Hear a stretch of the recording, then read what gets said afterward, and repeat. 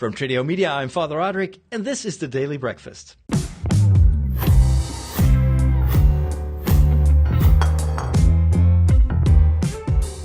Every once in a while, I like to review a book that I read, and I'm trying to read more and more. I'm super happy with my Kindle.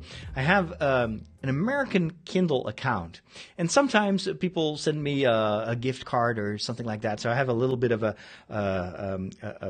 what do you call that, a stash of a few dollars. And so I'm constantly hunting for bargains. And there is actually a special page on the Amazon Kindle store with the deals of the day, or they have the deals of the month.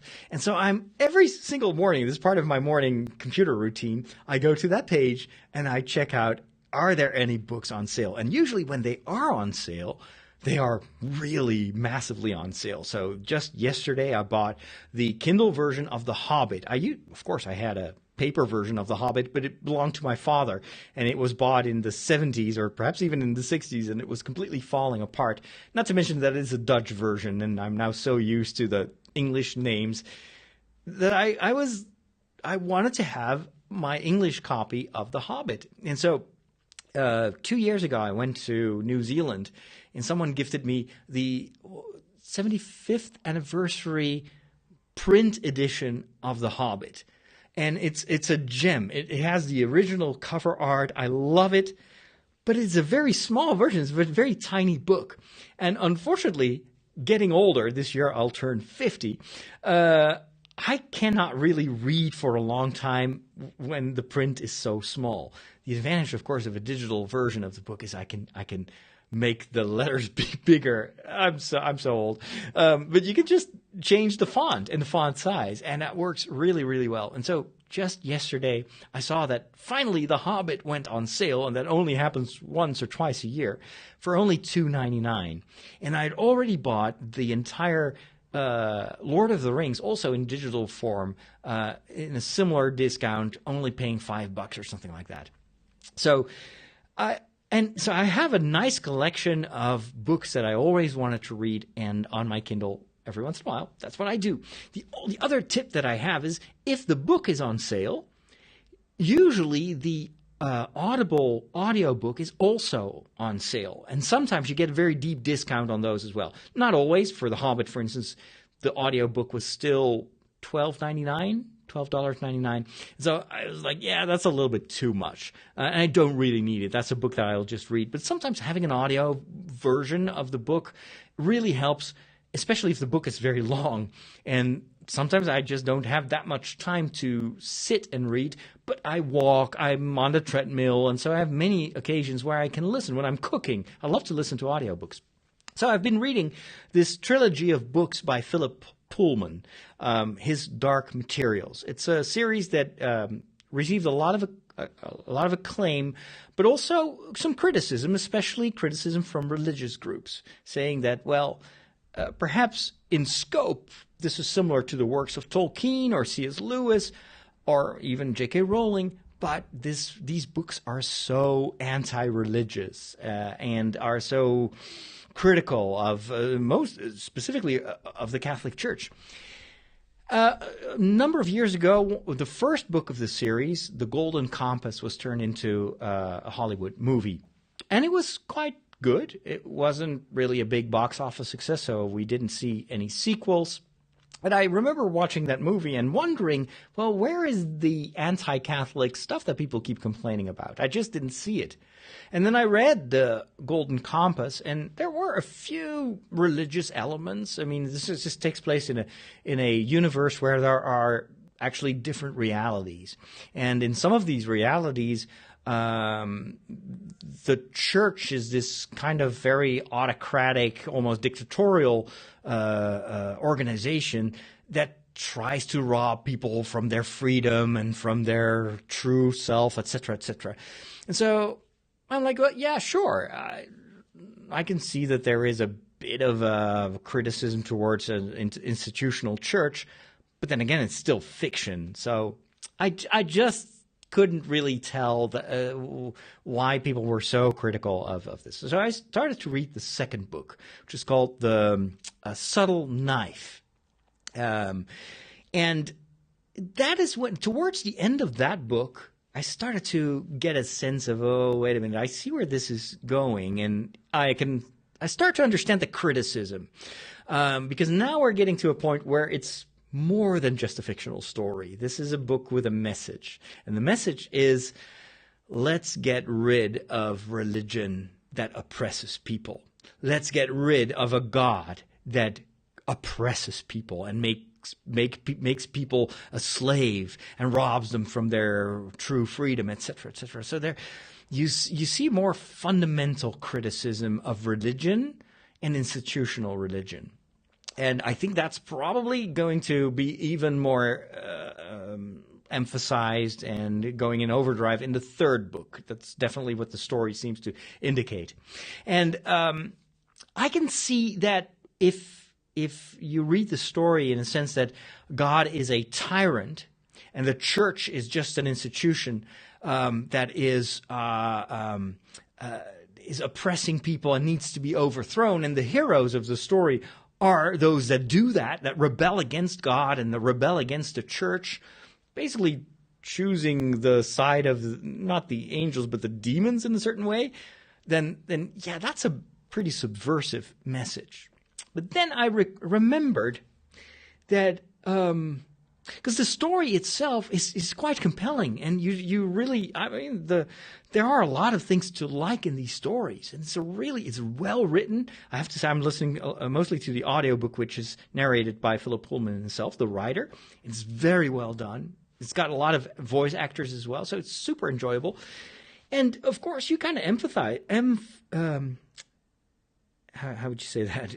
I'm sympathetic to the quest of the main characters to overthrow the oppressors. But then what I don't agree with is that the oppressor is being identified as the Catholic Church, and that God, instead of being benevolent, is a tyrant, is something that people came up with only to punish us, and the only way to find ourselves is to rid ourselves of God. Yeah, that's where, of course, I'm like, I don't know. But can you find common ground in this? Because ultimately, this is something that comes from Thomas Aquinas. Everyone is always trying to find the good. However, people can be mistaken as to what is good, what is truly good. And so even criminals have a certain motivation in that they think that if I rob this bank, it's going to be good for me, it's going to be good for my kids or whatever. And of course, they don't really think about the other negative consequences of them robbing a bank. And so, but Thomas says motivation is always based on a quest for something good, even though where people try to find that is debatable. And you need the guidance of your conscience. You need the guidance of the church to point you to what is truly the ultimate good to pursue, which in the end is only God is worthy of our pursuit. And so the question that I always ask me is, if I read this book and I try to put myself in the position of the writer, what is he really looking for? I mean, is it truly his aim to destroy the church, to rob the children? Because this is a children's book, at least the first two are, to rob children of their faith. Is that the only thing?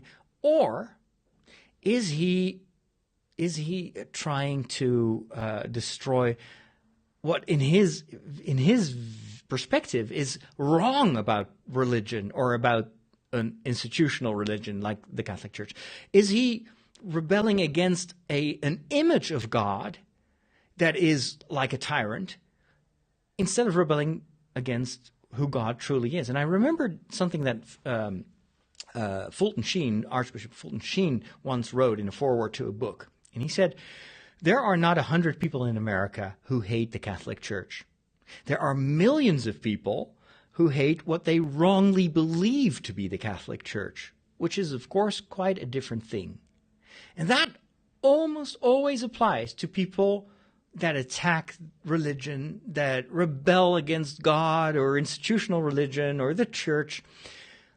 Very often there is hurt. There's something that hurt them in the past. People that have been scandalized by the behavior of priests or bishops, or people that have a certain idea of or a fear of God and rebel against that. Let's get rid of that God that makes me feel bad about myself and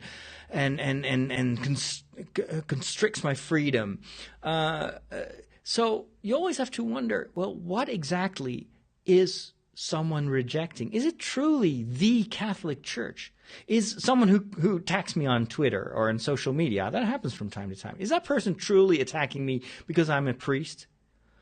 Or are they attacking what they project on me, their idea of what a priest is, based perhaps on experience that they've had? Who am I to judge that other person for the criticism? It's not, I'm not saying that you have to accept all criticism and that you never have to defend yourself or block people. I do that from time to time when it gets too bad. But always remember, there may be the pursuit of something good underneath this behavior. And so with this book, I'm thinking, well, what I think Philip Pullman tries to reject is the image of a God that is almost like a tyrannical God, like a God with not a capital G, but a God that is perhaps misunderstood.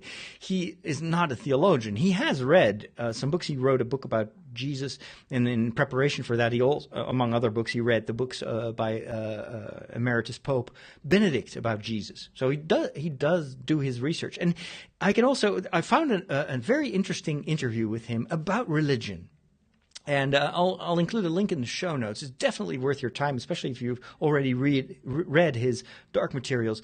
And you see that he's actually still evolving in his perception of what the church teaches. And he describes that at one point in his life, when he was around in his 20s, he had a Gnostic phase where he tried to find the meaning of life and sense in knowledge, in understanding. And then, of course, Gnosticism is condemned by the church.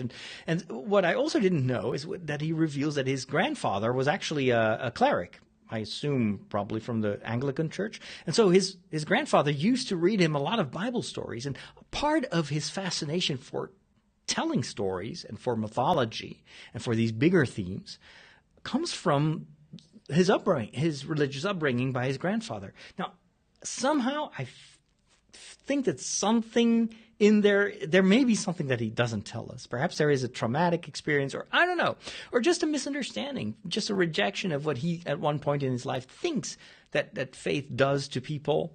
Perhaps he had people surrounding him. I don't know. And let's be honest, there is a lot wrong with the church. There has always been a lot wrong with the church. If you saw the behavior of some of the apostles, then that may have scandalized people in the time of Jesus. What about that Judas? Who can believe in a Messiah who hires a guy like that? Just saying, this has always been part of the problems that people sometimes have in distinguishing between the ideal that God gives us and the fallibility of his ground personnel in a certain way. People may look at me as a priest and projecting all sorts of saintly things on me. Well, people that work with me on a daily basis know that I am definitely not the ideal priest or the textbook priest. I have my moments where I lose my patience, where I swear, where I'm like, I'm very limited. But I'm a priest and I'm also a human being. That's why in the Catholic Church we have the sacrament of confession. There's always this renewal that is possible. And thank God, literally, I have a mirror and I can look at myself in the mirror and tell myself, I'm not there yet. I need God's forgiveness. I need his grace, his working in my soul to become a better person. Otherwise, I would perhaps be tempted to put myself above other people and thinking, well, I'm here. I'm a priest. I'm holy. I know how the world works. Instead, I think the gospel always challenges us to be humble, not submissive. That if you would talk about humility with Philip Pullman, he would probably think you're talking about being submissive and being a slave and not being free and not being able to make your own choices in life. I would say humility is knowing where you stand in life, knowing that you need God to become a better person. And certainly also acknowledging that just like any other human being, you have your sins, you have your shortcomings, but there is always hope that with God's help you can try again and become better, etc. I wish I could have a conversation like that with Philip Pullman. And I think that I'm very curious about the third book and where that book is going. And maybe one day I may have a conversation with this writer, because I'm still convinced that he's looking for something and he's not done looking. He's not done searching. And so who knows? Who knows what will happen in the future? That's what I wanted to share with you. My review and my initial impressions of the book, The Subtle Knife by Philip Pullman. Links to the article that I talked about in the show notes. And keep an eye on Amazon Kindle's discount pages. Perhaps they will put it up on sale one of these months, and you'll be able to check it out for yourself. If you want to listen to more of my episodes, just go to Tradio.com. Make sure you subscribe to our YouTube channel. And if you like Star Wars and you like me talk about Star Wars, then consider subscribing to my new Star Wars show. It's called That Star Wars Priest, and it's available on Tradio.com, but also in the iTunes store. And just put the feed in your podcatcher of choice. Thanks for joining me today, and I'll be back tomorrow. Take care, and God bless.